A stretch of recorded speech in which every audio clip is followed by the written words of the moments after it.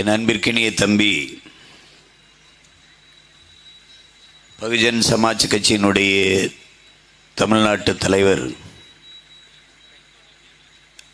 Armstrong அவர்கள்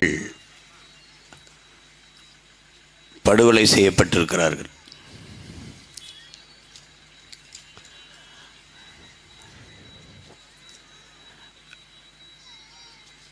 வளர்ந்து வரக்கூடிய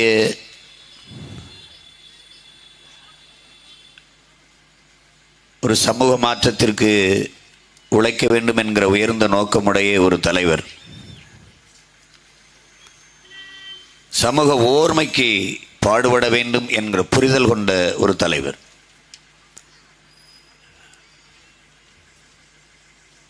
எங்களைப் போலவே தமிழ் சமூகத்தின் ஓர்மைதான் அந்த இனத்திற்கான அரசியல் வலிமையும் அதிகார வலிமையையும் தரும் என்கிற நம்பிக்கை கொண்ட தம்பி அவர்.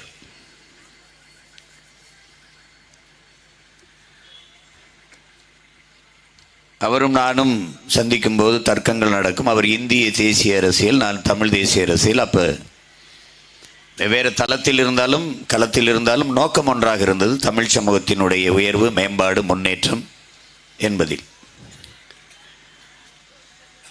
அது இப்படி ஒரு நிகழ்வு நடந்தேறும் என்று கொஞ்சமும் நினைச்சு பார்க்கல. அது பெரிய துயரம்.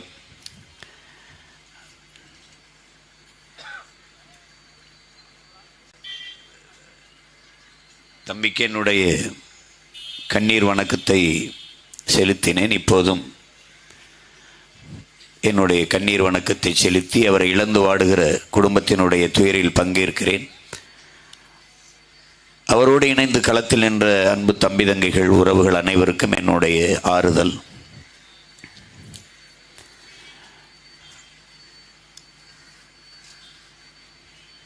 கடந்த 31 நாட்களில் 133 படுகொலைகள் நடந்திருக்கிறது தமிழ்நாட்டில். ஊடகவியலாளர்களெல்லாம் கேட்பார்கள், சட்டம் ஒழுங்கு எப்படி இருக்கிறது என்று. நீங்கள் இப்படி ஒரு கேள்வியை கேட்கிற நிலையில் இருக்கிறது என்பதுதான் என்னுடைய பதிலாக இருந்திருக்கிறது. இது எங்கே ஒழுங்கு இருக்கிறது? மதிப்பிற்குரிய தமிழக முதல்வர் ஸ்டாலின் அவர்கள் ஆவேசமாக பேசுகிறார். எந்த கொம்பனாலும் ஒரு குறை சொல்ல முடியாத அளவிற்கு ஆட்சி செய்து கொண்டிருக்கிறேன் என்று. குறையை தவிர எதுவுமே சொல்ல முடியாத அளவிற்கு ஆட்சி செய்து கொண்டிருக்கிறீர்கள். அதுதான் உண்மை ஐயா. அதெல்லாம் படிக்கும்போது நல்லா படிக்கிற மாணவர்களை முன்னிறுக்கில் இருக்க வைத்துவிட்டு சரியாக படிக்காத மாணவர்களுக்கு, அதாவது எல்லாருக்கும் புரியும்படியாக சொன்னால் தத்தி மாணவர்கள், அவர்களுக்கு திரும்பி திரும்பி திரும்பி ஆசிரியர் சொல்லி சொல்லி கொடுத்து, பாடம் சொல்லி கொடுத்து, வீட்டு பாடம் கொடுத்து, முட்டிக்கால் போட வச்சு, மேசை மேலே ஏற வச்சு, பெரம்படி கொடுத்து, அம்மா அப்பா கூட்டிகிட்டு வான்னு சொல்லி எவ்வளவோ கண்டித்து பார்த்தோம். ஒன்று ஏறலைன்னு ஒன்று தண்ணி தெளித்து விடுறதுன்னு இருக்குல்ல. இது என்ன பேசினாலும் ஏற போகிறதில்ல, போய் தொலை. அந்த மாதிரி என்ன சொன்னாலும் இது திருந்த போகிறதில்ல, மாற போகிறதில்ல, ஒன்றும் நடக்க போகிறதில்ல. அதனால நாம் பேசி ஒரு பயனும் இல்லை. மேடையில் ஏறுறதுக்கு முன்னாடி எங்கள் அண்ணன் வினோத் அவர்கள், ஆதித்தமிழர் விடுதலை இயக்கத்தினுடைய பொதுச் செயலாளர், ஒரு அலைபேசியில் முரசொலியில் ஒரு தலைப்பு செய்தி, சமூக நீதிக்கு எதிராக இருப்பவர்களுக்கு தக்க பாடம் புகட்டுங்கள், சரியான பாடம் புகட்டுங்கள். எதில்? விக்கிரவாண்டி தேர்தலில். அதுக்கு தாயா இவ்வளோ பாடுபட்டுக்கிட்டு இருக்கோம். உங்களுக்கு சரியான பாடம் புகட்டணும்னு தான் இந்த பாடுபட்டுக்கிட்டு இருக்கோம். மனச்சான்றுன்னு ஒன்று இருக்கா? சமூக நீதிக்கு எதிரானவர்களே நீங்க தான். தமிழர் நிலத்தில் தமிழ் சமூகத்தின் சமூக நீதிக்கு எதிரானவர்கள் திராவிட முன்னேற்ற கழகம் தான். எத்தனை சான்றுகளோடு எடுத்து பேசிட்டோம். இவர்கள் கடைபிடித்துக் கொண்டிருப்பது சமூக அநீதி. பெண்ணிய உரிமை சரி, எத்தனை பெண்களுக்கு இடம்? எத்தனை பெண்களுக்கு அமைச்சரவையில் இடம்? பாராளுமன்றத்தில் எவ்வளவு? சட்டமன்ற உறுப்பினர்கள் எவ்வளவு? பேச்சில்லை, ஒன்றும் கிடையாது. ஏதாவது ஒன்று சொல்லுங்க. கோனாறு நான், எனக்கு நாட்டிலே 2 அமைச்சர், உங்க வீட்டிலே 2 அமைச்சர். எவ்வளவு பெரிய சரியான இடப்பங்கீடு, சமூக நீதி. வீடு வீடாக எண்ணி காசு கொடுக்கிற முடியும் உங்களால். வீடு வீடாக எண்ணி சாதி எவ்வளவு, குடிகளின் கணக்கு எவ்வளவுன்னு எண்ணி சமூக நீதி அந்த இடஒதுக்கீடை பகிர்ந்தளிக்க முடியாதா? முடியும். எடுக்க மாட்டீர்கள். ஏன்?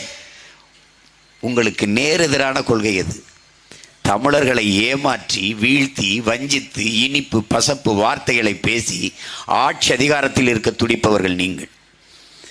உங்கள் கோட்பாடு என்பது தமிழ் பேரினத்தை எப்படியேனும் ஏமாற்றி ஆள வேண்டும் என்பது.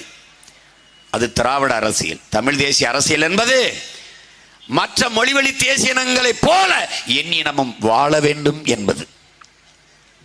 இது ரெண்டுக்கும் நிறைய தூரம் இருக்கு. இந்த போராட்டம் தான் இப்போது நடந்துகிட்டு இருக்கு. அது இன்னும் 2 ஆண்டுகளில் அதிதீவிரமடையும்.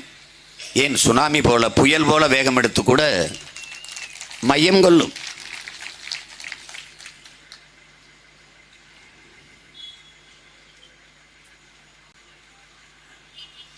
இவர்கள் ஏமாற்றுவார்கள், நம்மை எடுக்க மாட்டார்கள். பாரதிய ஜனதா எடுக்க வேண்டும், மத்திய அரசு எடுக்க வேண்டும் என்று. இடஒதுக்கீடு கொள்கைக்கு இடஒதுக்கீடு என்ற வார்த்தையை ஒழிக்க இடப்பகிர்வு, இடப்பங்கீடு என்றுதான் சொல்லணும்.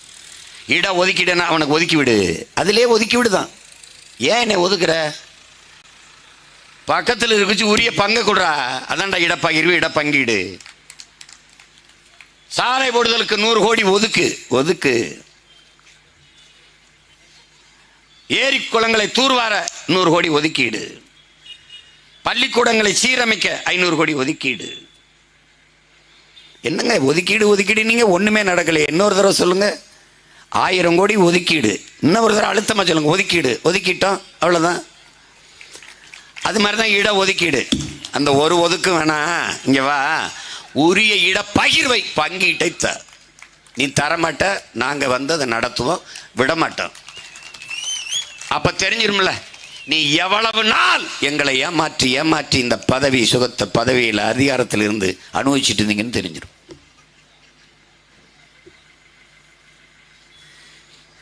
செய்ய மாட்டார்கள் அவர்கள். எப்படிலாம் பேசுறாங்க பாருங்க. ஏதோ சமூக நீதி காவலர்கள் போல.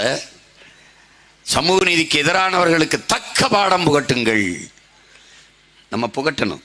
என்றாவது ஒரு நாள் அவர்களுக்கு புகட்டி, இந்த கள்ளச்சாராயத்தில் ஒரு பாக்கெட்டை ஊட்டி அதையும் புகட்டி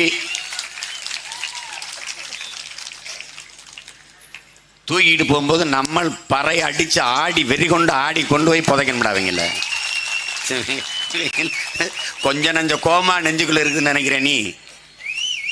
மூளை சின்னது, வேலை ரொம்ப.